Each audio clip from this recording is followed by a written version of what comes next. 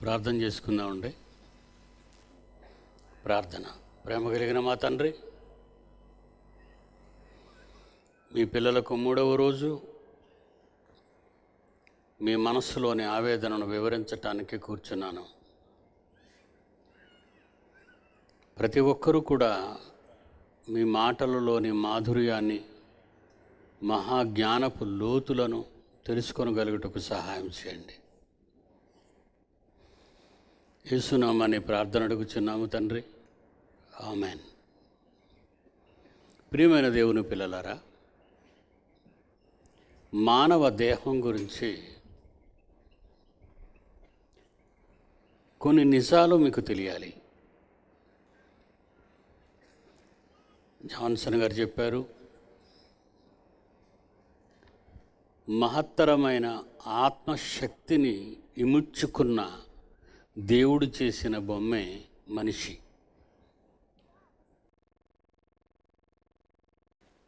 రెండు 2000 పందుల లోనికి వెళ్ళాయి అంటే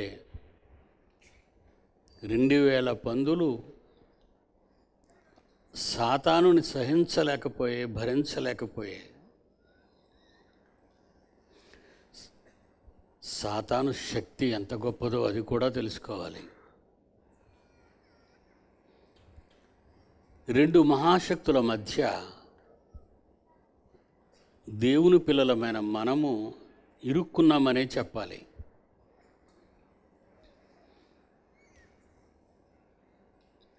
కనుక ఈ దేహం గురించి చాలా జాగ్రత్తగా మనం ఆలోచిస్తేనే తప్ప మానవ శారీర శాస్త్రంలో వ్రాయబడని పొందుపరచని విషయాలు ఈ శరీరం గురించి మీకు చెప్పాలి.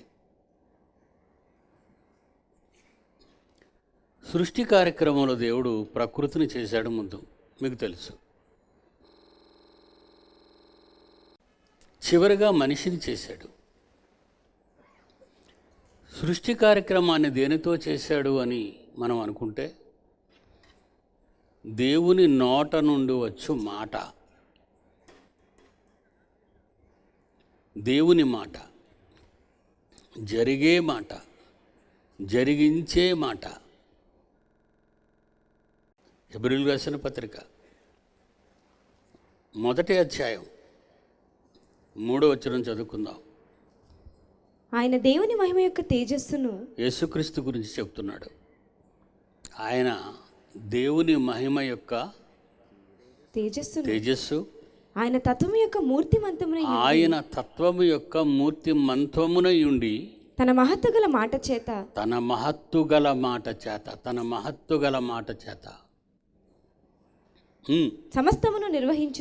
సమస్తాన్ని నిర్వహించుచు యేసుక్రీస్తు ద్వారా ముల్లోకాల పరిపాలన, కోటానుకోట్ల దేవదూతలపై ఉన్న అధికారాన్ని కుమారుడు స్వాధీనంలో ఉన్నట్టుగా మనకు కనబడుతుంది. యేసుక్రీస్తు స్వాధీనంలో ఉన్నట్టుగా.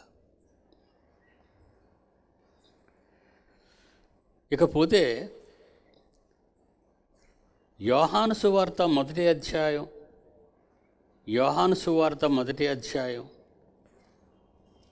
3వ వచనం. కలిగి ఉన్నది ఏదియు, మీకు కనిపించేవి కానీ కనిపించనివి కానీ, తెలిసినవి కానీ తెలియనివి కానీ, కలిగి ఉన్నది ఏదైనా ఆయన లేకుండా కలగలేదు. యేసుక్రీస్తు లేకుండా కలగలేదట. యేసుక్రీస్తు లేకుండా కలగలేదు. ఆయనలో జీవముండెను. యేసుక్రీస్తులో జీవముండెను. ఆ జీవము మనుషులకు వెలుగై ఉండెను. జీవము మనుషులకు వెలుగు. హెబ్రీ పత్రిక 11వ అధ్యాయం 3వ వచనం. ప్రపంచములు దేవుని వాక్యం వల్ల నిర్మాణమైనవనియు. ప్రపంచములు ఒకటి కదా, లోకాలు ఒకటి కదా. నీకు తెలియని చాలా లోకాలు ఉన్నాయి. మనకు తెలియని చాలా లోకాలు ఉన్నాయి. ఆయన పాలన, క్రీస్తు పాలన ఈ లోకాలన్నిటిలోనూ జరుగుతుంది. ఆయన అధికారం కిందే ఉన్నాయన్నీ. ప్రపంచములు దేవుని వాక్యము వలన నిర్మాణమైనవి. మాట కలుగుగాక, కలుగుగాక అనే ఒక మాట మన కంటికి కనిపించేవి, కనిపించనివి కలిగాయి. చిన్న విషయం. ఈరోజు ఈ భూమి మీద ఉన్న మనిషికి 10 పాళ్ళే కనిపించాయి. ఈ భూమి మీద ఉన్న మనిషికి ఏ విషయంలో మనం ఎంత తెలిసింది అని మనం ఆలోచిస్తే, అగ్రరాజ్యాల నుండి పేద దేశాల వరకు అందులో ఉన్న శాస్త్రవేత్తలకు ₹1 10 పైసలు మాత్రమే తెలిసింది. ఇంకా 90 పైసలు తెలియాలి. మీకు అర్థం కావడానికి చెప్పాను. 90 పాళ్ళు మన కళ్ళకు కనిపించని అంతరిక్షంలో ఉంది. చీకటి పదార్థము అన్నారు దాన్ని, డార్క్ మ్యాటర్ అంటారు దాన్ని. ఇవి కూడా ఆయన పాలనలోనే ఉన్నాయి. మన చేతిలో ఉన్న ఈ బైబిల్ మనం అనుకుంటాం ఏదో ఒక మత పుస్తకం, చిన్న పుస్తకం అని అనుకుంటున్నాం మనం. అందుకే దీన్ని చదవమని అన్నాడా, పరిశోధించమని అన్నాడా? చాలామంది క్రైస్తవులు నా చిన్నప్పటి నుంచి చూస్తానండి. మా బామర్ది సిందరి ఫెర్టిలైజర్ కార్పొరేషన్లో పనిచేసేవాడు. డ్యూటీకి మొహం కడుక్కునేవాడు. టిఫిన్ తినేసి డ్యూటీకి వెళ్ళే ముందు ఇలా ఒకసారి బైబిల్ ఇలా ఇప్పేవాడు, ఒక వచనం చదివాడు, ఇంటికి డ్యూటీకి వెళ్ళిపోయేవాడు. ఆయనకేం బైబిల్ అర్థం అవుద్దండి? బడికి వెళ్ళిన పిల్లోడు ఒకసారి ఇలాగా బడికి వెళ్ళగానే ఆ పీరియడ్ రాగానే ఇలా ఆ పుస్తకం తీసి ఒక మాట చదివేసి మూసేస్తే ఆ వాడికి ఏమొస్తుందండి? చదివితే రాదండి. బైబిల్ చదివితే రాదు. ఏం చేయాలట? ధ్యానించాలట. కీర్తనల గ్రంథం ధ్యానించాలి అంటాడు చూడండి. ధ్యానించాలి. యూరోప్లో బరే సంఘం ఉందండి. అదే అపోస్తుల కార్యంలో ఉన్నది. ఆ సంఘంలో పౌలు గారు వెళ్ళి వాక్యం చెప్తున్నారు. మాసిదోనియా, బెరియా, కొరింథీ ఇవన్నీ ఉన్నావు అక్కడేనండి, యూరోప్.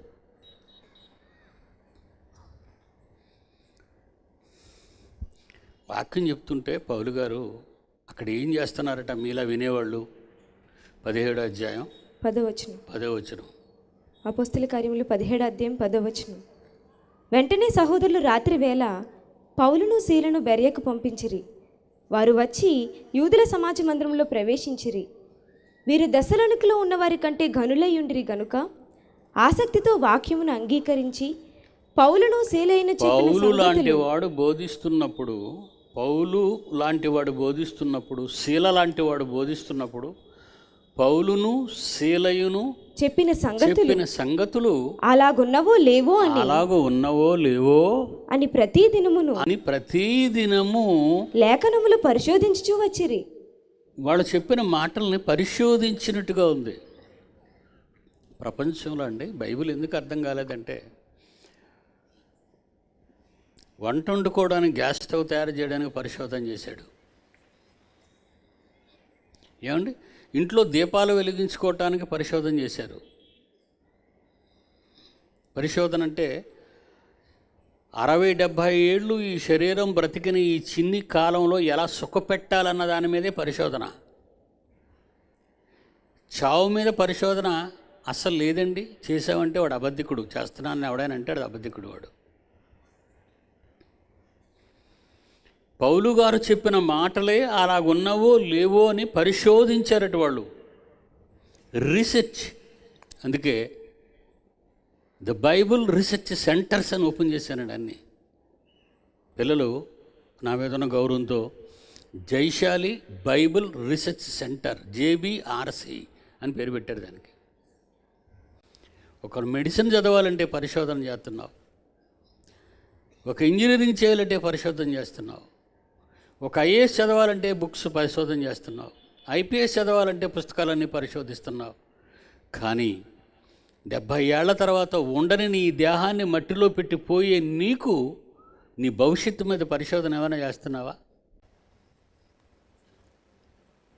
ఆలోచించండి. నేను మీకు విరోధిని కాదు కదా. I love you. మిమ్మల్ని ప్రేమించబట్టే కదా ఇక్కడికి వచ్చాను. మీకోసం పరిశోధన లేదండి. ఏదో ఒక వచనం చదివేయటం, పాడేయటం, వెళ్ళిపోవటం, పడుకునే ముందు ఒక వచనం చదివేయటం, తినేయటం, పడుకోవటం. దీని మీద పరిశోధన 66 పుస్తకాల పరిశోధనలో అసలు దేవుడింటే ఏంటో అర్థమైపోతాడండి.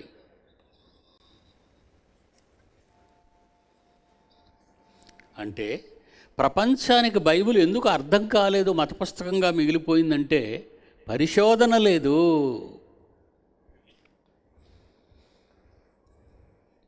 ఉదయం పెళ్ళికి వెళ్ళామండి. పెళ్ళి అయ్యేవాళ్ళు చూడగానే బాధపడిపోతుంటానండి, వీళ్ళు బ్రతికేమైపోద్దో అని. మీరంతా పప్పు అన్నాలు తింటారు, మాంసన్న బిర్యానీలు తింటారు, చాలా ఆనందంగా ఉంటారు. నేను మాత్రం చాలా బాధపడిపోతుంటానండి. ఎందుకంటే సహజంగా పెళ్ళి అనేది ఎలా చేస్తుందంటే ప్రపంచం, పిల్లకి ఈడొచ్చిందండి, ఈడొచ్చిన తర్వాత భర్త కావాలండి, పెళ్లి చేసాం కనుక పిల్లలు పుడతారండి, పిల్లలు పుట్టిన తర్వాత వాళ్ళని చదివించాలండి, వాళ్ళకి బడికి తీసుకెళ్ళాలండి, వాళ్ళ తీసుకురావాలండి, పిల్లలు పెద్దోళ్ళు అయ్యారు కనుక వాళ్ళకి ఇల్లు కట్టాలని, వాళ్ళకి పెళ్లి చేయాలండి, వాళ్ళ సంబంధాలు ఎక్కడైనా ఊరి మీద తిరగాలండి. ఈలోగా పెళ్ళి అయిపోతుంది. అది పిల్లలండి, ఆ పిల్లల్ని ఎత్తుకుంటూ తిరగడానికి మా అమ్మగా ముసలోళ్ళుగా తయారైపోతామండి. తిప్పి మనం గోతులో పడిపోతాం, కప్పెట్టేస్తారండి. ఇంతకు మించిన పని ఈ లోకంలో మనిషికి దీని మీద ఉన్న పరిశోధన దేవుని మీద ఉందా ఆలోచించండి. ఎవరికైనా ఏమండి విదేశాలకి జాబ్ వచ్చిందండి, అమెరికా నుంచి నాకు వీసా వచ్చిందండి, మంచి జాబ్ వచ్చింది, 5 లక్షలు నాకు జీతం అనగానే ఎంత సంబరపడిపోతావు.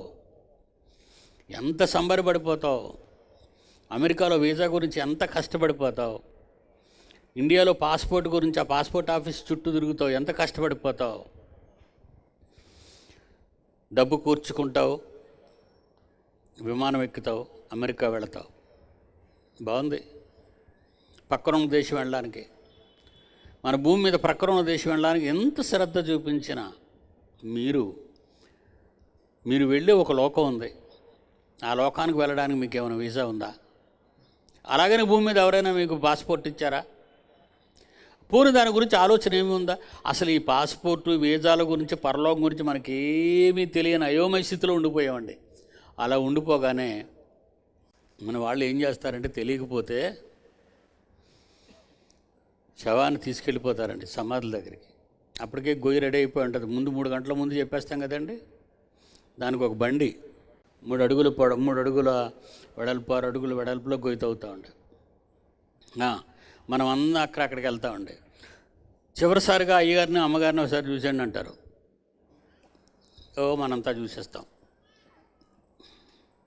అప్పుడు ప్రార్థన చేయమంటారు. ఎవరి కోసం? పెట్లో చచ్చిపోయి ఉన్నాడు శవం. ఈ శవం గురించి ఏమని ప్రార్థన చేస్తారంటే, తండ్రి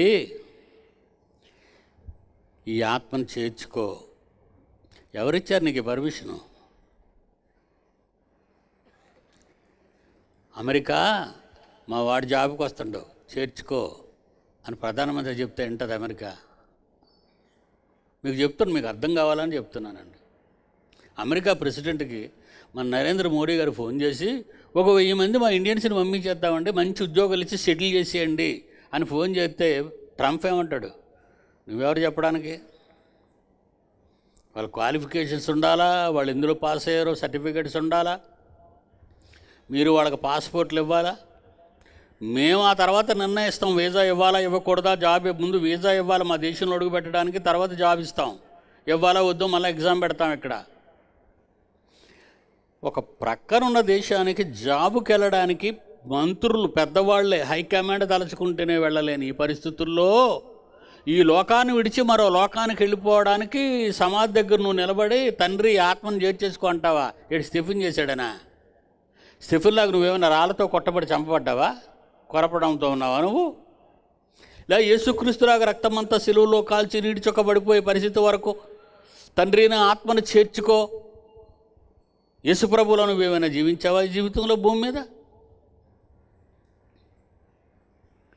ఎవరిలాగా జీవించావని, ఎవరితో పోల్చుకొని ఆత్మను చేర్చేసుకో అనే ఈ గొప్ప పదం మన భక్తుల నోట రావటం ఎంతవరకు న్యాయం అనేది మీరు ఆలోచించండి. భయం వేస్తుంది కదండి.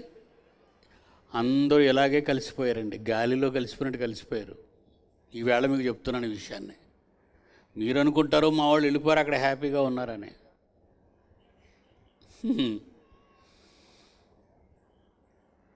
లాజరు వెళ్ళాలి కదా, ఎలా వెళ్తాడు? లాజరుతో ఏం చెప్పాడు? ఎందుకు వెళ్ళాడు? ధనవంతుడు ఎక్కడున్నా తలపోటు కదండి, వాడికి డబ్బున్న మదం ఇంకా భూమి మీద నుంచి పోలేదు, వాడికి చచ్చాక కూడా. వాడు వచ్చేసాడు ఇక్కడికి, చూస్తున్నాడు ఎవరిని? అబ్రహాం గారిని చూశాడు. తండ్రివైన అబ్రహామా, ఈ భూమి మీద ఉన్నప్పుడు ఆయన నీ తండ్రిని, విశ్వాసులకు తండ్రిని ఎప్పుడైనా నువ్వు ఆలోచించావా? ధనవంతుడా, తండ్రివైన అబ్రహామా అంటున్నావు అంటే పోల్చేసావా? మెమరీ వచ్చేసిందా? వచ్చేసింది. వచ్చేసింది. మనం చచ్చిపోతే అండి మొత్తం మెమరీ అంతా వచ్చేస్తుందండి. బాగా వినండి, న్యాయమో కాదు మీరు ఆలోచించండి. ఇది ఒక మతానికి, ఒక శాఖకు, మరొక దానికి చెందిన బోధ కాదండి. సాక్షాత్తు మీ కన్న తండ్రి మీతో మాట్లాడిన మాటలలోని పరిశోధనాత్మకమైన అంశం ఇది. నరకానికి వెళ్ళిపోయాడు. నరకానికి వెళ్ళిపోగానే అబ్రహాం గారు రొమ్మున లాజరు గారు ఉన్నారు. ఏంటంటే ఈయన ఇంటి ముందు రొట్టె ముక్కలు ఏరుకునేవాడు కదా, చిన్నప్పటి నుంచి మనం నేర్చుకున్నాం దాన్ని. ఏమండి, హలో లాజరు గారు మీరున్నారా అని అనలేదండి. తండ్రివైన అబ్రహామా అంటున్నాడు చూడండి, వండర్ఫుల్. 16వ అధ్యాయం లోకాసు వార్త 24వ వచనం. అందరూ తీయండి, పడుకునే ముందే చదవండి దీన్ని. తండ్రివైన అబ్రహామా నా యందు కనికరపడి తన వేలికొనను నీళ్ళలో అదిగో ముంచి. మీ చూసారా, మీ రొమ్మున ఆనుకున్నాడే మా ఇంటి వాకిట పడి రొట్టె ముక్కలు ఏరుకున్న లాజరు, తన వేలి కొనను ముంచి నా నాలుకను చల్లార్చుటకు లాజర్ను పంపండి. Please please please. అబ్రహాం గారు అన్నారండి, నీళ్ళు కూడా దొరకవు నాయన, సారీ. నీళ్ళు ఇవ్వటానికి మీకు మాకు మధ్య మరో భయంకరమైన అఘాతం ఉంది, రాలేం. ఇక నెక్స్ట్ సెకండ్ క్వశ్చన్. ఇంకొకటి అడుగుతానండి. నాకు ఇంకా 5 అన్నదమ్ములు ఉన్నారండి, వాళ్ళు కూడా నాలాగే తయారై ఉన్నారు అక్కడ. ఎవరు చెప్పినా వినరు, బాగా డబ్బుతో పులిసిపోయి ఉన్నాం. కొంచెం వాళ్ళ ఆదరగాని పంపుతారంటే దేనికి? వాళ్ళ అన్నగా నేను ఇక్కడ ఎన్ని బాధలు అనుభవిస్తున్నానో ఆ బాధను వాళ్ళకి తెలియచేయటానికి మీరు వెంటనే యాక్షన్ తీసుకుంటే వాళ్ళ 5 మారిపోతారు. మా బ్రదర్స్ 5 అన్నాడు. Very good advice. ఒకడు మండిపోతూ బతుకున్న వాళ్ళ గురించి ఆలోచిస్తున్నాడు మృతుల లోకంలో అంటే ఇది మంచి పాయింటేనండి. కానీ అబ్రహాం గారు యాక్సెప్ట్ చేయలేదండి. ఏమన్నారు? అందుకు అబ్రహాము 29వ వచనం 16వ అధ్యాయం లోకాసు వార్త. అందుకు అబ్రహాము వారి యొద్ద మోషేయు ప్రవక్తలను ఉన్నారు, వారి మాటలు వినవలెను. అక్కడ మోషే ఉన్నాడు, ప్రవక్తలు ఉన్నారు. వాళ్ళు నా మాటలే చెప్తారు. ఆ తరంలో పుట్టుకొచ్చిన వాళ్ళు వాళ్ళే, వాడు చెప్పగలిగిన వాడు వాళ్ళే. వారి మాటలు వినవలనని. ఒకవేళ వాళ్ళ మాటలు వినాలి. భూమి మీద ఉన్నవాడు మాట వినాలి. కానీ అతడు తండ్రివైన అబ్రహాము అంటున్నాడు, ఎన్ని ఐడియాలు వచ్చేస్తున్నాయి చూడండి వాడికి నరకంలోను. అలాగూ అనవద్దు. అబ్రహాం గారిని అంటున్నాడు, డోంట్ టాక్ లైక్ దిస్ అంటున్నాడు. అలాగనవద్దండి. ఎంత పొగర్రా నీకు. ఇంటి దగ్గర డబ్బు ఎక్కువైపోయి ఎవడో మాట్లాడినా అలాగనొద్దు ఇలాగనొద్దు అని నీవు ఇక్కడికి కూడా వచ్చి నన్ను కూడా అలాగనొద్దు అంటున్నావంటే నేను ఎవరో తెలుసా నీకు? విశ్వాసులకు తండ్రిని, నీకంటే ముందు చచ్చిపోయి వచ్చినవాడని నేను ఈ పరదేశ్కి. నన్ను అలాగనవద్దు అంటున్నావంటే ఎంత పొగరు నీకు. మృతులలో నుండి ఒకడు వారి యొద్దకు వెళ్ళిన ఎడల. అలాగనకండి, నాది ఒక చిన్న ఐడియా. అది చచ్చిపోయినాడు ఒకడు కానీ మా ఊరు వెళ్తే ఆ తమ్ముడు దగ్గరికి వారు మారుమనసు పొందుదురని చెప్పారు. మనసు పొందుతారు.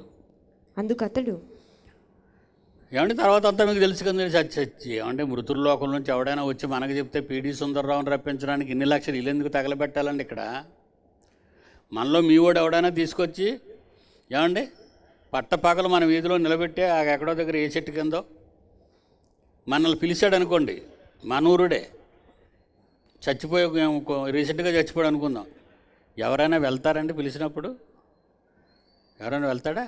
పరుగులు తీయరా ఊరిలో నుంచి బయటికి, బాబోయ్ పలానాడు వచ్చేసాడు రా పైడియ్యా, నన్ను పిలుస్తున్నాడేటి అంటే చచ్చిపోయినాడు చెప్తే వినే రకాలమా మనం? చచ్చిపోయినాడు చెప్పినా వినే రకాలం కాదు, బతికున్నవాడు చెప్పినా వినే రకాలం కాదు. వాట్ ఈజ్ డేంజరస్ సిచ్యుయేషన్ అండి. ఈరోజు సమాజంలో, ప్రపంచంలో ఎలాంటి సిచ్యుయేషన్ ఉందో చూడండి మీరు. ఇక్కడ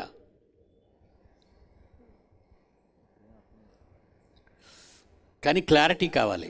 ఏంటా క్లారిటీ? అతను ఎందుకు పరదేశుకొచ్చాడు, నేనెందుకు ఇక్కడ ఉన్నాను, దానికి క్లారిటీ ఇస్తున్నాడండి అబ్రహాం. ఒరే ఈ గ్యాస్ అంతా మనం ఇక్కడ మాట్లాడుకోవద్దు. ఒరే బాబు, కోట్ల మంది వచ్చున్నారు రా బాబు ఇక్కడికి, నా తల తినేస్తున్నారు వాళ్ళు. నువ్వు వాళ్ళ ప్రశ్నల వర్షం కురిపించుకో, జరిగేది ఏం కాదు. చెప్పేవాళ్ళు భూమి మీద ఉంటారు కానీ నరకంలో ఉండరు, ఏడిచేవాళ్ళు ఉంటారు ఇక్కడ అందరూ. ఏమన్నాడమ్మా అబ్రహాము? అందుకతడు మోషేయు ప్రవక్తలలో చెప్పిన 31వ వచనం, నీవు ఆయన ఎందుకు ఇక్కడికి వచ్చాడంటే కష్టపడ్డాడు గనక వచ్చాడు. అందుకు అబ్రహాము కుమారుడా నీవు నీ జీవిత కాలమందు డబ్బు మదమెక్కిపోయి కళ్ళు నెత్తికొచ్చి లోకాన్ని చూసి బ్రతికిన నీవు నీకిష్టమైనట్టుగా భూమి మీద నువ్వు సుఖం అనుభవించావు. అలాగుననే లాజరు ఈరోజు పరదేశంలో ఉండడానికి కారణం ఏంటో తెలుసా? భూమి మీద కష్టం అనుభవించాడు. నువ్వు సుఖం అనుభవించావు భూమి మీద, ఆయన కష్టం అనుభవించాడు.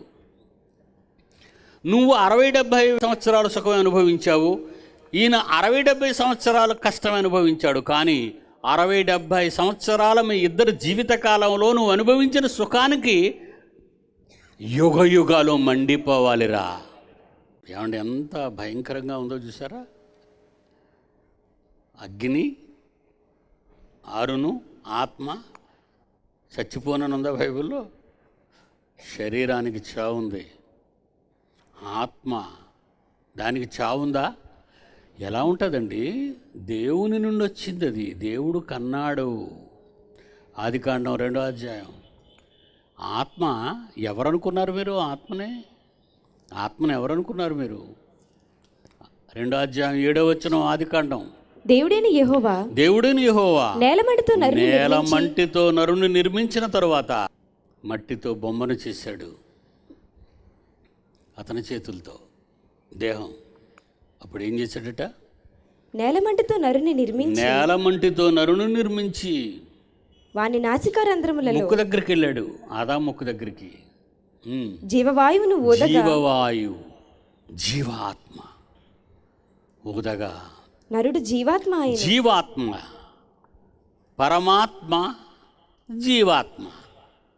పరమాత్మ నుండి విడిన భాగం జీవాత్మ. ఎన్ని జీవాత్మలు ఉన్నాయి ఇక్కడ? ప్రపంచంలో 750 కోట్ల జీవాత్మలు ఉన్నాయి శరీరాలలో. బాగా వినాలి. ఆత్మకు చావు లేదు, దేవుని నుండి వచ్చింది అది. ఒకవేళ దానికి చావు ఉంటే దేవుడు చచ్చిపోవాలి.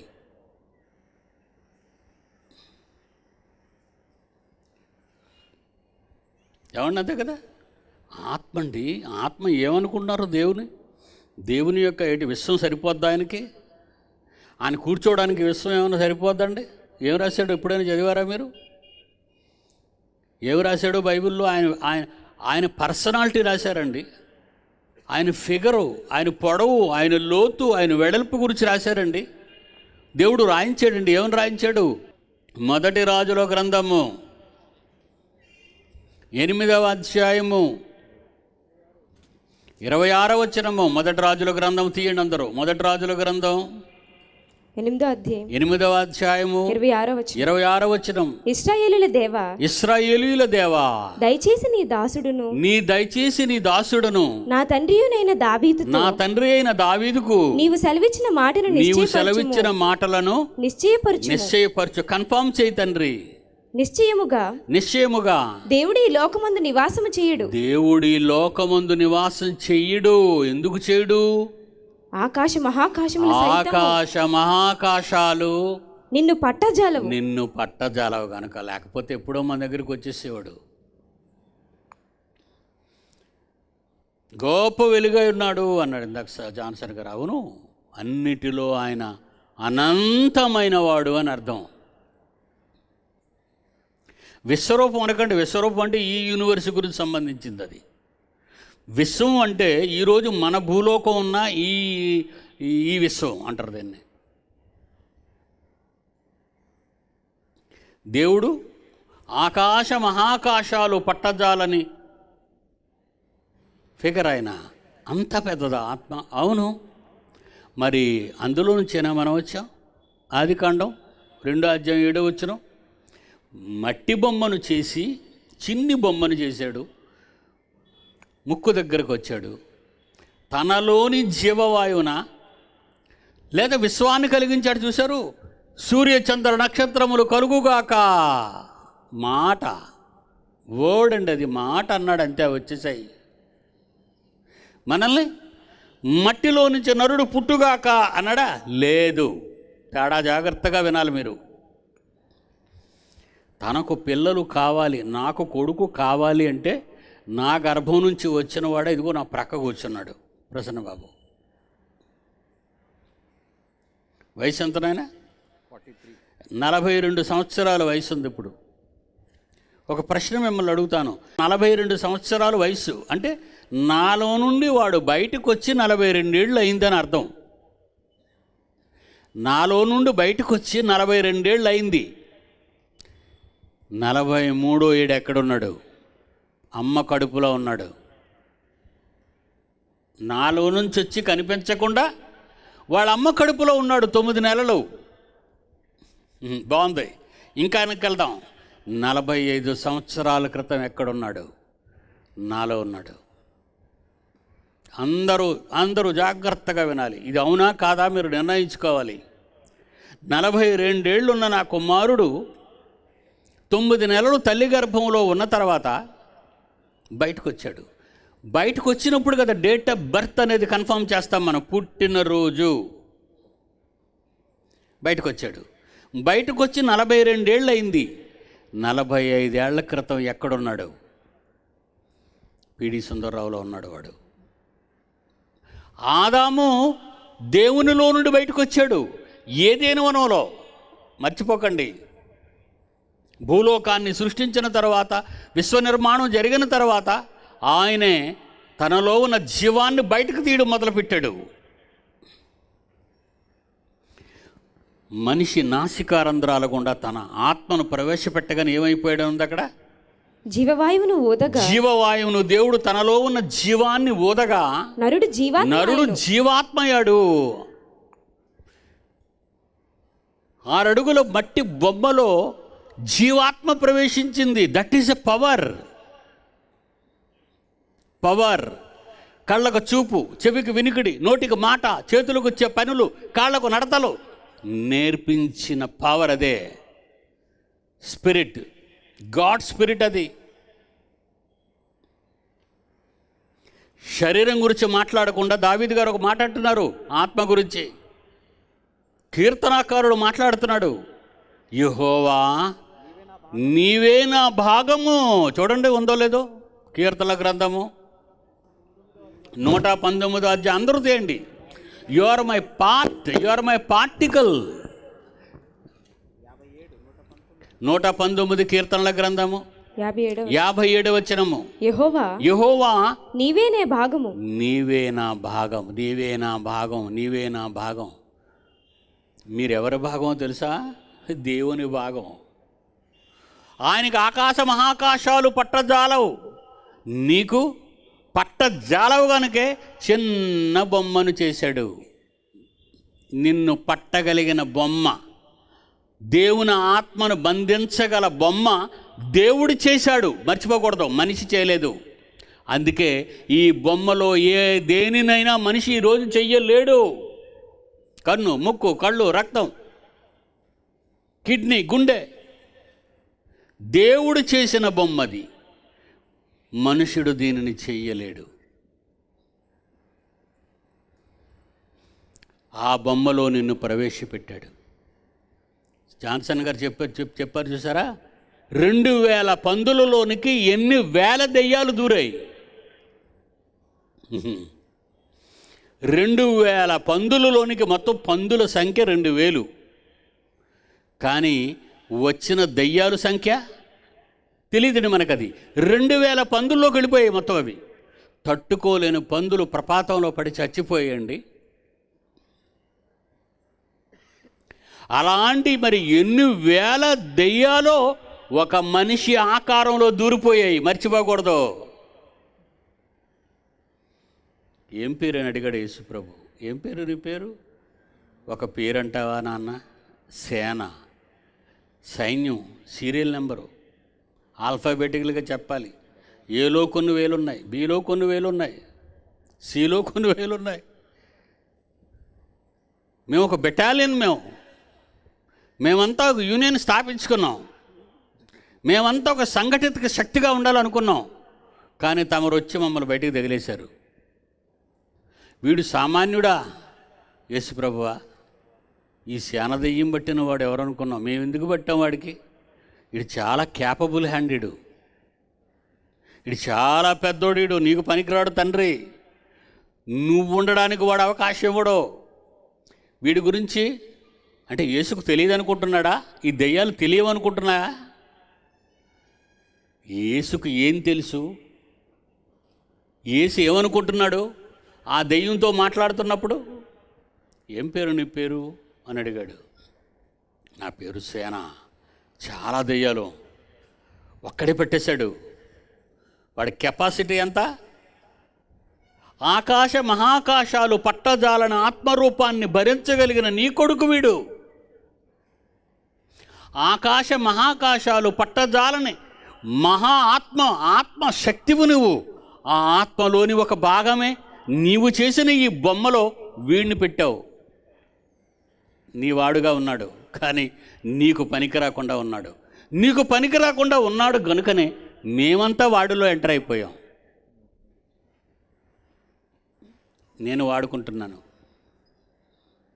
అని భయపడి ఒక మాట అన్నాయండి. అది మాత్రం మీరు చూడాలి. మనకు దెయ్యాలంటే భయం. దెయ్యాలకి ఏమంటే భయం? మనకి దెయ్యాలంటే భయం. ఏమండి? దెయ్యాలకి ఏమంటే భయం? ఇట్లా ఉంది లోకాసు వార్త 8వ అధ్యాయము 31. నీ పేరేమని యేసు అడుగగా, చాలా దెయ్యములు నాలో ఉన్నందున నా పేరు సేన అని చెప్పేస్తున్నాను. పాతాళ లోకములోనికి పోవుటకు మహానుభావ మీ పాదపద్మములు పట్టుకుంటున్నాం. ఆ పాతాళంలో ఉన్న గుండానికి మాత్రం మమ్మల్ని పంపించకయ్యా అని ఆయనను వేడుకుంటున్నట్టుగా ఉంది చూడండి బైబిల్లో. దయ్యాలకి ఏమంటే భయమట? పాతాళం. మీకు అసలు పాతాళం అంటే భయం ఉందా? పోను దేవుడంటే భయం ఉందా? దేవుడంటే భయం బొత్తిగా లేదు. పాతాళమా? చచ్చిపోయాక ఎందుకండి సమాధానం చచ్చిపోగానే పెట్లు పెట్టించేస్తారు మా ఆవిడాళ్ళు పిల్లలాళ్ళు. అప్పుడు అయ్యగారు వచ్చి ప్రార్థన చేసేస్తారు, తండ్రి ఆత్మను చేర్చుకో. ఆహా, అంత ఈజీగా వెళ్ళిపోదామనే పరలోకానికి? ఎవరమ్మా చెప్పారు ఇదంతా మీకు?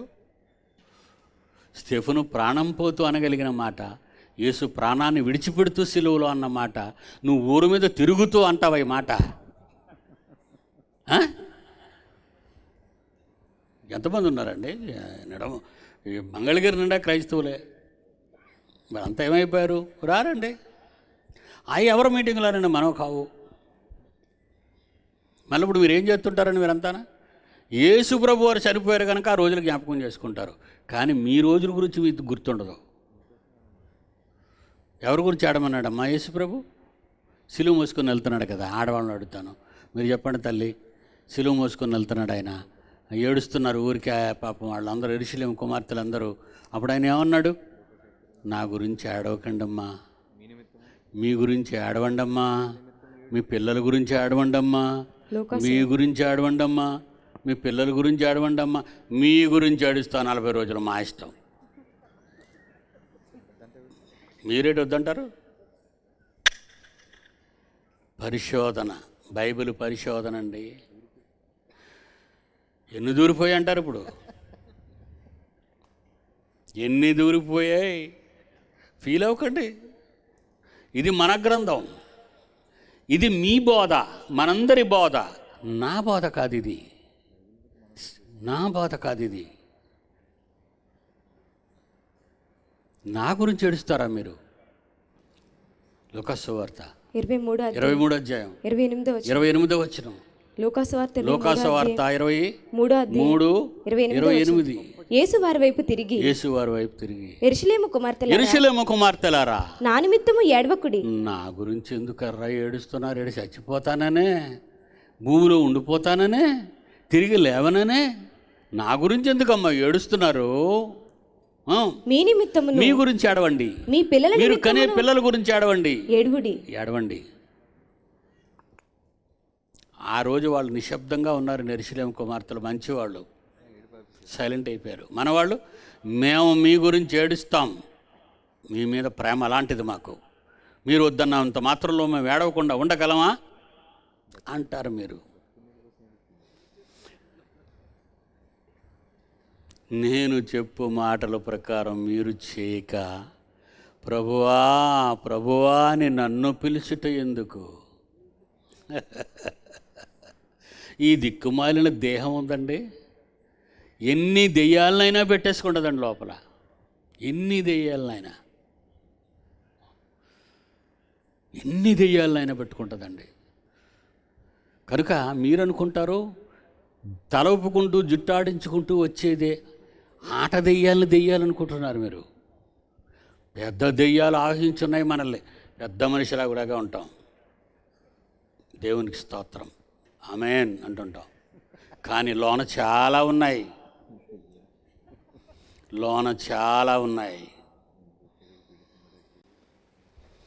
దేవుని పిల్లలారా, ఐ లవ్ యూ, నేను మిమ్మల్ని ప్రేమించాను. మీ నుండి నాకేం అవసరం లేదు, మీ నుండి నేనేమీ కోరుకోను. మీ డబ్బులు నాకు అవసరం లేదు, మీ దాన ధర్మాలు నాకు అవసరం లేదు, మీ బట్టలు నాకు అవసరం లేదు, మీ ఫుడ్ కూడా నాకు వద్దు. నా తండ్రి నాతో చెప్పబడిన మాటలు, ఆ తండ్రి పిల్లలుగా, నా సోదర సోదరీమణులుగా మీతో మనవి చేస్తున్నాను. నా తండ్రి మాటలు మీకు జ్ఞాపకం చేస్తున్నాను. ఇవి మీకు తెలియనివి కావు, కానీ యుగ సంబంధమైన దేవత ఏం చేసిందట? మీకు తెలియనివి కాదు, చదువుతుంటారు, కానీ ఎందుకో మీ మనోనేత్రాలకు వెళ్లకుండా అది చాలా పవర్ఫుల్గా అడ్డేసిందండి. 2 కొరింథీ 4:4 దేవుని స్వరూపి అయ్యున్న క్రీస్తు మహిమను కనపరిచే 66 పుస్తకాలలోని మహాజ్ఞానం, సువార్త ప్రకాశం, మరణ సమాధి పునరుద్ధానం వారికి ప్రకాశింపకుడి నిమిత్తము ఈ యుగ సంబంధమైన దేవత అవిశ్వాసులైన నమ్మని వారి మనస్సులకు గురుడితనము కలిగించింది, మనోనేత్రాలకు. చూసారా ఎంత పవర్ దానికి? ఇన్ని దెయ్యాలు పట్టేశాయా, ఇన్ని దెయ్యాలు దూరిపోయా ఈ దేహంలో. నీ దేహం ఏమనుకుంటున్నావు? దేవుడు చేసిన బొమ్మ, నీ దేవుడు చేసిన బొమ్మది, పవర్ఫుల్ బొమ్మది. చేసేటప్పుడు ఉన్న ఈ బొమ్మకున్న పవర్ అంటే చెప్పమంటారా మీకు? చేసేటప్పుడు, ఏదేని వనంలో చేసేటప్పుడు ఈ 6 అడుగుల బొమ్మకున్న పవర్ చెప్పమంటారా? అమరత్వం, చావు లేదు, కష్టాలు లేవు, కన్నీరు లేదు, ఏడుపు లేదు, బాధలు లేవు, రోగములు రావు. అమరులు. ఎప్పుడు మీరు మరణిస్తారో తెలుసా? ఈ పండు తిను దినమున నిశ్చయముగా చచ్చిపోతావు, తినకపోతే నిత్యము బ్రతికిపోతావు. అదండి అమరత్వం. అమరత్వం వచ్చింది. ఆ రోజు అమరత్వపు బొమ్మది. ఆ బొమ్మకు వయస్సు లేదు. నిండు యవ్వనులుగా పుట్టించాడు ఆయన. ఆదామును నిండు యవ్వనుడిగా చేశాడు. అవ్వను ఎముకను తీసి నిండు యవ్వనురాలుగా చేశాడు. స్వీట్ 16గానే ఉంటారు వాళ్ళు ఎప్పుడు. బిడ్డల కంటే స్వీట్ 16గానే పెరుగుతారు. అక్కడతో వాళ్ళ లైఫ్ టైం ఆగిపోద్ది అక్కడికి. స్వీట్ 16 నుంచి వాళ్ళకి ఏజ్ అనేది రాదిక. నిత్య యవ్వనులుగానే అలాగే తళతళ మెరిసిపోతూ ఉంటారు ఏదైనా మనం అంతా. అమరత్వం అండి అది. అమరత్వం ప్రవేశించింది దుష్టశక్తి. ఆ దుష్టురాలు ప్రవేశించి ఏదేనులో మీరు దేవతలు అవుతారని, మేము దేవతలుగా దెయ్యాలవా అని అడిగిందండి అవ్వ. ఎవరైనా నువ్వు ఇక్కడికి వచ్చి ఇలా మాట్లాడుతున్నావు అనాలా? ఇప్పుడు మీరు చాలా మీ ఇంటికి వచ్చి కానీ ఎవరైనా అడిగితే మీరు అలాగే అంటారు. Very good. ఈ స్టేజ్ మన తల్లికి లేదు. వాడు వచ్చి చెప్పాడు, మేము ఇప్పుడు దేవతలమే కదా, మాకు ఇప్పుడు చావు లేదు, ఆకలి లేదు, దప్పిక లేదు, కన్నీరు లేదు. ప్రతి ఈవినింగ్ మేము ఆయనతో ఉంటాం, హ్యాపీగా మేము ఉన్నాం. అదిగో మా ఆయన, నేను. అంతేనండి. పండు తిన్నది ఆయుష్కాలం 1000 yearsకి పడిపోయింది. వాళ్ళ వంశంలో పుట్టిన మెతుషెల బ్రతికిన జీవిత కాలం 969 సంవత్సరాలు. 1000 years. తప్పు చేసిన దేవుడు నీకు ఆయుష్కాలం 1000 సంవత్సరాలు ఇచ్చాడు. ఎంత మంచివాడు ఆ తండ్రి. జలప్రళయం ఎందుకు వచ్చింది? భరించలేకపోయాడు. 1000 సంవత్సరాలు తన పిల్లలకి ఇవ్వటం వలన 1000 సంవత్సరాలు దేవుణ్ణి గాయపరిచారండి. మనస్తాపం నొందినట్టు చేశారండి. 6వ అధ్యాయం ఆదికాండం 6వ అధ్యాయం 3వ వచనం. అప్పుడు యెహోవా నా ఆత్మ నరులతో ఎల్లప్పుడూ వాళ్ళ ఆత్మలతో వాదించదు, నా ఆత్మ వాళ్ళ ఆత్మలతో వాదించదు. వారు తమ అక్రమ విషయములో నరమాత్రులు అయి ఉన్నారు వాళ్ళు. అయినను వారి దినములు 120 అన్నాడు. అంతే, పడగొట్టేశాడు. మళ్ళా కొన్ని వందల సంవత్సరాలు గడిచాయి. అయినా మనుషులు బాగుపట్టలేదు. 120 ఏళ్ళు ఇచ్చినా సరే దేవుణ్ణి బాధపరుస్తూనే ఉన్నారు వాళ్ళు. కీర్తనల గ్రంథం 90వ అధ్యాయం 10వ వచనం. కీర్తనల గ్రంథం 90వ అధ్యాయం 10వ వచనం వచ్చేసరికి అంటున్నాడు, మా ఆయుష్కాలము 70 ఏళ్ళు, అధిక బలం ఉంటే 80 ఏళ్ళు అయిపోయింది, పడిపోయింది. యేసుక్రీస్తు కాలం వచ్చేసింది. 1000 years. దావీదుకి యేసుక్రీస్తుకి మధ్యకాలం. ఇంతలో కనబడు, అంతలో మాయమైపోయే ఆవిరి. అదండి మన బ్రతుకు. చివరికి ఎలాగైపోయామంటే మనం అనంతమైన లోకంలో అమరులుగా అనంతకాలము సర్వసుఖాలు నిత్య యవ్వనముతో ఉండవలసిన మనం ఈ దశకు చేరిపోయామండి. ఎవరు కారణం దీనికి? మన పాపాలు, మన దేహంలో ప్రవేశించిన దయ్యాలు. అవి బయటకు కనిపించవు. అవి బయటకు కనిపించవు. ఈ మధ్య చాలామంది మరి హిందూయిజంలో ఎంతోమంది బాబాలు బట్టి దొరికిపోయారు. తెలుసు కదా మీకు, ఎంతోమంది బాబాలు. అందరూ అక్రమాస్తులు, అక్రమ కార్యక్రమాలే అన్నీ. బయటికి కాషాయం ఏమండి, మంచి స్వామి, లోన కషాయి. క్రూరులు, క్రూర మృగాలు, ఎన్నో జీవితాలను సమాధి చేసిన వాళ్ళు అన్నీ అందరిలో ఉన్నారండి. క్రైస్తవుల్లో లేరా? ఇస్లాంలో లేరా? హిందువులలో లేరా?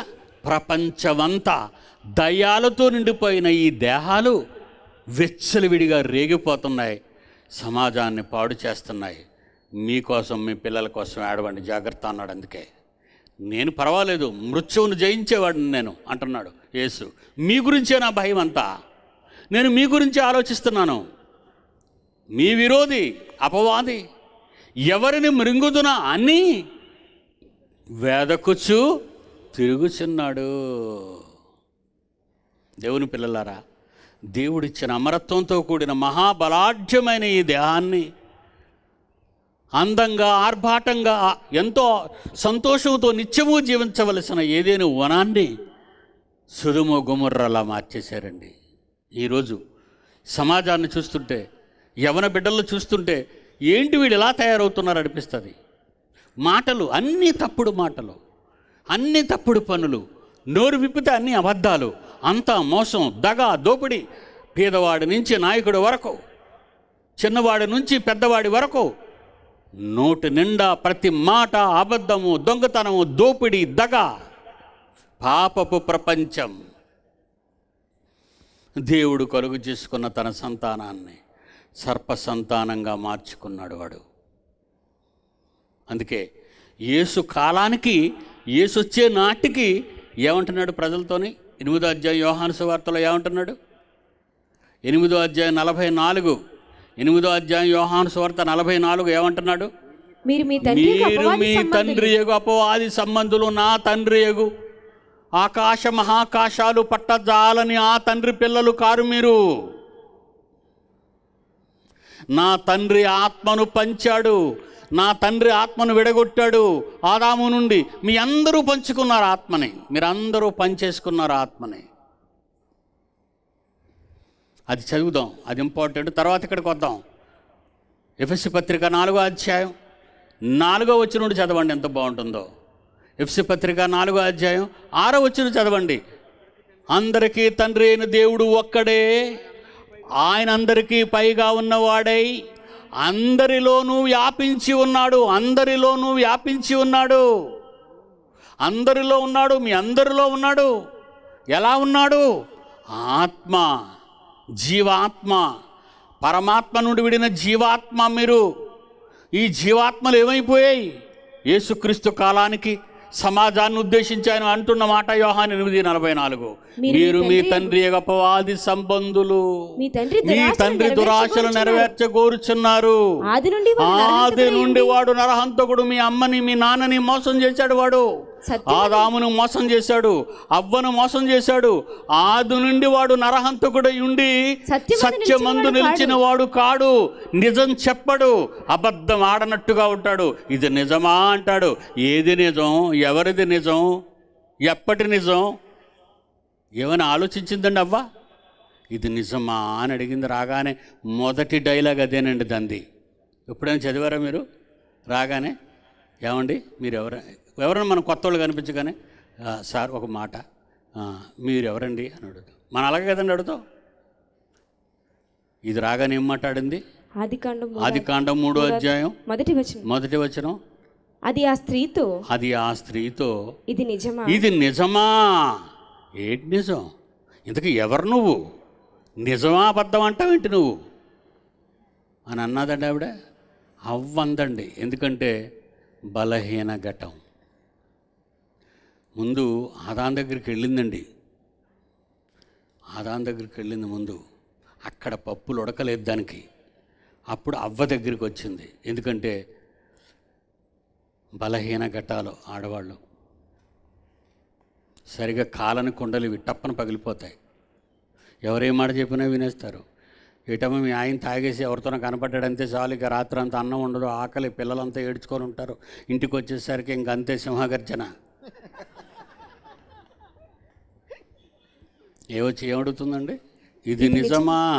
ఈ తోట చెట్లలో దేని ఫలములోనైనను మీరు తినకూడదని దేవుడు చెప్పానా అని అడిగి. ఇదేంటండి ఇంత స్టోరీ చెప్పేస్తుంది ఇది? ఇంతకీ నువ్వెవరు? నువ్వెప్పుడు విన్నావు? నువ్వెక్కడి నుంచి వచ్చావని ప్రశ్నల వర్షం కురిపిస్తే ఈలోగా ఆదాం గారు వచ్చేద్దరేమో. కానీ మునిగిపోయిందండి తల్లి. ఆది నుండి వాడు నరహంతకుడు, నా పిల్లలు చంపేశాడు. దేవుడి కన్నీటి గాథ, దేవుని మనస్సులోని ఆవేదన. ఆది నుండి వాడు నరహంతకుడై ఉండి సత్యమందు నిలిచిన వాడు కాదు, వాని యందు సత్యమే లేదు. వాడు అబద్ధం ఆడాడు, నోరు విప్పాడు, తన స్వభావం తన క్యారెక్టర్ అనుసరించే మాట్లాడతాడు. వాడు అబద్ధికుడు, అబద్ధమునకు జనకుడు. మీరు వాడి పిల్లలైపోయారు. మీరు వాడితో వెళ్ళిపోతున్నారు. అందుకే యోహాను అన్నాడు, బాప్తిసం ఇచ్చే ముందు, యేసుక్రీస్తుకు బాప్తిసం ఇచ్చే ముందు యోర్దాను నదిలో సర్ప సంతానమా అన్నాడు. అదండి. ఇంతకీ దేవుని సంతానమైన మనము, ఆత్మను పంచుకొని మహా ఆకారాలు కలిగిన మనము, దేవుడు చేసిన బొమ్మలో ఇమర్చబడిన మనము నిత్యము ఆనందముతో కలకాలము బ్రతకవలసిన మనము కన్నీటి మయంగా మార్చుకున్న బ్రతుకు ఈ మానవ జాతి చేసుకుందంటే తెచ్చుకుంది. ఏమంటారు చెప్పండి? ఇప్పుడు ఆలోచిద్దామా? మన పతనం, మన పూర్వీకుల పతనం ఎలా ఆరంభమైందో చూసారా? ఈ ఆవేదన దేవుడు తన గుండెల్లో నుంచి ఎవరికి చెప్పుకుంటాడు చెప్పండి? 66 పుస్తకాల్లో రాయించాడు. కానీ 66 పుస్తకాల్లో ఉన్న ఆవేదన మన వరకు తెచ్చిన వాళ్ళు ఎవరున్నారు? మన వాళ్ళు ఒక మాట అంటారండి, ఇంత ఆత్మ గురించి, ఈ ఆత్మ చరిత్ర గురించి ఆలోచించకుండా, అమ్మా పిల్లలు కావాలా, ప్రార్థన చేస్తాను రా, పెళ్ళి కావాలా, నేను ప్రభుతో మాట్లాడతాను రా. ఈ సోద ఎందుకయ్యా మాకు? 60-70 ఏళ్ల ఈ ముష్టి జీవితంలో ఎలా సుఖపడాలని ఏ రోజు మేము ఆలోచించలేదు. యేసు అలాగా ఆలోచించలేదు, అపోస్తలులు ఆలోచించలేదు, మన పూర్వీకులు ఆలోచించలేదు. పాలస్తీనా దేశాన్ని కైవసం చేశాడే అబ్రహాముకి, విశ్వాసులకు, తండ్రికి. పాలస్తీనా ఇచ్చేసాడండి. ఆయన ఏం చేశాడు? గుడారం ఏమన్నాడట. మనమైతే కోట కట్టేమంటే క్యాపిటల్ సిటీ కట్టేస్తాం మనం. పాలుతేనుల దేశం అంటే భూమి అందంతటనున్న నేల అంతటి కంటే అబ్రహాముకి ఇచ్చిన పాలస్తీనా దేశం పాలుతేనులు ప్రవహించే దేశం. అంటే అక్కడ ఒక ద్రాక్ష గెలను 2 మోసుకు వెళతారట. చదువుకున్నారు మనం. నేల అంత సారవంతమైన నేల అబ్రహాంకి ఇచ్చాడు. ఆయన ఏం చేశాడట అక్కడ? మనలాగా 5 స్టోరీడు, 70 స్టోరీడు, 160 స్టోరీడు బిల్డింగ్ గురించి ఆలోచించలేదు. 11వ అధ్యాయం 9వ వచనం హెబ్రీ పత్రిక, 11వ అధ్యాయం 9వ వచనం హెబ్రీ పత్రిక. విశ్వాసమును బట్టి అతడును అతనితో ఉన్న వాగ్దాన పురుషులు ఇస్సాకు, యాకోబు అనేవారు గుడారములలో నివసించుచు. గుడారము గుడారము గుడారము గుడారము ఆకాశారిమేన ఆకాశారిమేన ఆకాశారిమేన ఆకాశారిమేన వీళ్ళంటున్నారు. గుడారము గుడారము గుడారం అని విశ్వాసులకు తండ్రి గుడారం వేసుకున్నాడు. ఎందుకు గుడారంలో ఉండి ఏం ఆలోచిస్తున్నాడు? పునాదుల గల ఆ పట్టణము కొరకు అబ్రహాము ఎదురు చూచుచుండెను. అబ్రహాము సంతానంలో నుండి వచ్చినటువంటి గల్ఫ్ దేశాల్లో ఉన్నటువంటి ఇష్మాయిలీలందరూ కూడా, ఇస్లాం వాళ్ళంతా కూడా గల్ఫ్ దేశాల్లో ఉన్నవాళ్ళు 162 అంతస్తుల భవనాన్ని కట్టాడు అబ్రహాము కుమారుడు ఆయననా. హాగర్ సంతానం అండి నువ్వు. వాళ్ళెవరి సంతానం? హాగర్ సంతానం. Dubai, Burj Khalifa, 162 storeyed building, 7 వండర్స్లో ఒక వండర్గా మారిపోయింది ఇప్పుడు అది. వాళ్ళ పూర్వీకుడు, వాళ్ళ తండ్రి, వాళ్ళ మూల పురుషుడు అబ్రహాము హాగర్ కదండి. కంటే వీళ్ళందరూ వచ్చారు. ఆ తండ్రి అబ్రహాము ఆయన ఏం చేశాడండి? గుడారములలో నివసించుచు పునాదులు గల పట్టణము గురించి ఆయన ఎదురు చూస్తుంటే, ఆకాశాన్ని అంటే శిఖరాలు కట్టుకుంటూ వీళ్ళు ఎదురు చూస్తున్నారు. సర్ప సంతానం అయిపోయారండి. నా తండ్రి పిల్లలు సర్ప సంతానం అయిపోయారండి. వాళ్ళని ఎవరండి మార్చగలరు? దేవుని పిల్లలరా, ఈ దేహంలో ఉన్న మీరేం ఆలోచిస్తున్నారో నాకు తెలీదు. మహావేద గ్రంథమైన 66 పుస్తకాల్లో ఉన్న మహాజ్ఞానాన్ని మీకు ఓడపట్టి మీ ఉగ్గుపాలలో పోస్తున్నాను మీ నోట్లో. మీరు వింటారా? మారతారా? నిత్యాగ్ని దండనకు వెళ్లకుండా తప్పించుకుంటారు. లేదా ఈ 3 నాళ్ల ముచ్చట జీవితం అనుకుంటే, ఈ లోకంలో చుట్టుపక్కల ఉన్న వాళ్ళందరినీ చూసి మోసపోతే, ధనవంతుడుకు పట్టిన గతి మనకు పట్టక తప్పదు. వద్దండి, వద్దు. ఆ పని మనం చేయొద్దండి. 70 years 70 అయినది వెళ్ళిపోతాను. ఆయన ఓడిలోకి వెళ్ళిపోవాలనుకుంటున్నాను. నేను అక్కడికి వెళ్ళాలండి. నేను వెళ్ళాలి. ఈ రూపం చెరిగిపోద్ది. నాకు ఇది మట్టిలోకి కలిపేశాడు, శాపం వచ్చేసింది. ఈ రూపాన్ని నేను మట్టిలో కలిపేసి వెళ్ళిపోతాను. ఆత్మగానే వెళ్ళాలి. ఆత్మరూపం, నా తండ్రి రూపం. అందుకే మరణించిన వారు ఎవరు భూమి మీద ఉండరండి. ఎందుకంటే ఈ భూలోకం వాళ్ళ పట్టదు కనుక. దిస్ ఇస్ అ మంచి క్లైమాక్స్ సబ్జెక్ట్. బాగా వినాలి. చచ్చిపోయిన ఎందుకంటే చాలామంది అంటుంటారు, చచ్చిపోయినట్టు తిరుగుతున్నాడు ఆ పక్కన రోడ్డు పక్కన అనుకుని ఎవడు చచ్చిపోయినాడు ఎవడు ఉండడు ఇక్కడ. ఎందుకంటే దేవుని రూపాన్ని పంచుకున్న ఆకాశ మహాకాశాలు పట్టజాలని ఆ తండ్రి కొడుకు నువ్వు, ఆ తండ్రి కూతురు నువ్వు. ఈ దేహాన్ని విడిచిపెడితే ఈ భూమి నిన్ను పడతాదా? ఈ లోకం నిన్ను పడతాదా? వెళ్ళిపోతావు. అది నరకానికి వెళ్ళకూడదు. నీ తండ్రి దగ్గరికి వెళ్ళాలి. నేను వెళ్తాను, నాతో రమ్మని మిమ్మల్ని పిలుస్తున్నాను. ఇప్పుడే వచ్చేమని చెప్పడం లేదు. మీ జీవితాల్లో మార్చుకొని రండి. God bless you. కళ్ళు మూసుకొని ప్రార్థన చేస్తాను. ప్రేమ కలిగిన మా తండ్రి, ఇదిగో మీరు ప్రేమించిన పిల్లలందరినీ తీసుకుని వచ్చారు ఈ పట్టణం నుండి. విజయవాడ, గుంటూరు, పక్కనున్న పల్లెలు, ఎందరో పిల్లలు నీ పిల్లలు కనుక నీ మాటల కొరకు వచ్చారని నాకు తెలుసు, మీకు తెలుసు. ఈ రాత్రిలో, ఈ చీకటిలో ఇంత కష్టపడి వచ్చారు అంటే మిమ్మల్ని ప్రేమించబట్టేనని మర్చిపోకండి తండ్రి. ప్లీజ్ నీ పిల్లలు ఒక్కసారి జ్ఞాపకం చేసుకోండి. వాళ్ళ మనస్సులో కుదుపులు ప్రారంభమయ్యాయి, వారి ఆలోచనలో కుదుపులు ఆరంభమయ్యాయి. మీరు చేర్చుకోండి, స్వీకరించండి, కాపాడండి. రేపు చివరి రోజు అనేక మంది బిడ్డలు వినగలిగే భాగ్యం ఇవ్వండి. పిల్లలు వెళుతుండగా క్షేమంగా వాళ్ళ గృహాలకు చేర్చండి. యేసునామాని ప్రార్థన అడుగుచున్నాము తండ్రి, ఆమేన్. మన తండ్రి దేవుని ప్రేమ, కుమారుడైన యేసుక్రీస్తు వారి కృప, పరిశుద్ధాత్మ దేవుని అన్యోన్య సహవాసం సదాకాలం మనందరికీ తోడైండి నడిపించునుగాక. ఆమేన్.